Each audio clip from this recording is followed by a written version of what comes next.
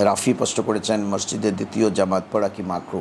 মাকরু মানে আপনি দ্বিতীয় জামাত পড়তে পারবেন, ওরকম যে আপনি মসজিদে হয়তো যে কোনো কারণে আপনার দেরি হয়ে গেছে, হয়তো আপনি আসতে পারেননি, টাইমলি আসতে পারেননি, বা আপনি কোথাও যাচ্ছেন, নামাজ অক্ত শেষ হয়ে গেছে, আপনি উপযুক্ত লোক সেখানে পৌঁছেছেন, দেখা যাচ্ছে আরও 4-5 লোক, হয়তো 2-3 জন লোক এখানে একত্রিত আছে যারা নামাজ পড়েননি, তারা আপনাকে রিকোয়েস্ট করলেন যে আমরা তো দেরিতে এসেছি, নামাজ পড়তে পারিনি, চলুন আমরা গিয়ে নামাজটা জামাতে পড়ে নিই, তাহলে কিন্তু আপনি স্থানে জামাত করবেন। তবে ইমাম সাহেব প্রথম জামাত যেখানে করছেন সেই জায়গায় না, আপনি একটু পিছনে এসে বা বারান্দায় আপনি স্থানে জামাত কায়েম করবেন। তবে আপনাকে একটা জিনিস খেয়াল করতে হবে, স্থানে জামাত আমাদের দেশে অনেকে আছেন যে ইমাম সাহেবের পিছনে একটাদা করবে না, ইমাম সাহেব কোনি পছন্দ করে না যে কোনো কারণে, তখন ইমাম মসজিদে আসে, কিন্তু ওরা 4-5 জনের একটা দল আসে, মসজিদে আসে আস্তে আস্তে উজু করে আসবে যেন জামাতটা শেষ হয়ে যায়।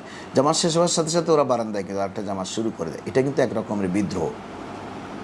আপনি ইমাম সাহেবের জামাতের সাথে বিদ্রোহ করলেন। প্রত্যেক দিন যদি এই কাণ্ড হয়, তাহলে কিন্তু কোনো অবস্থায় এসে সানি জামাত মসজিদে কায়েম করতে দেওয়া যাবে না, কারণ এটা একটা বিদ্রোহ এবং বিশৃঙ্খলা সৃষ্টি করা, অর্থাৎ ইমামের বিরুদ্ধে বিদ্রোহ করে নিজে আরেকটি জামাত কায়েম করা। তখন তাদের মতের লোক, তাদের দলের লোক, তাদের আকিদার লোককে এখানে শরিক করা, অর্থাৎ আমরা ইমামের পিছনে পড়ি না, আমরা নিজেরা পড়ি, এরকম যদি কোনো সিস্টেম কোনো মসজিদে দেখা যায়, তাহলে এটা মাকরু নয়, এটা নিষেধ, একেবারে নিষেধ। ওটা একেবারে বন্ধ করে দিতে হবে এবং তাদেরকে দমিয়ে দিতে হবে যে এখানে সানি জামাত চলবে না, আপনি এখান থেকে বের হন, আসলে একা একা পড়বেন, আর নাইলে এটা আপনার ব্যাপার, কিন্তু আপনি জামাত করতে পারবেন না।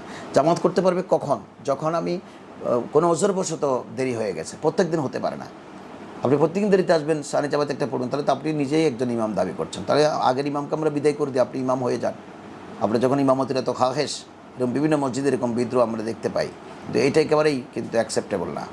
আপনাকে মনে রাখতে হবে যে ওই মসজিদে জামাতের শিডিউল টাইম আছে, আপনি সেই টাইম অ্যালাউ করবেন। আর যদি আপনি কোনো কারণে ওনার পিছনে একটাতে না করেন, তাহলে কিন্তু আপনি নিজে পড়বেন, কিন্তু আরেকটা জামাত কায়েম করতে পারেন না।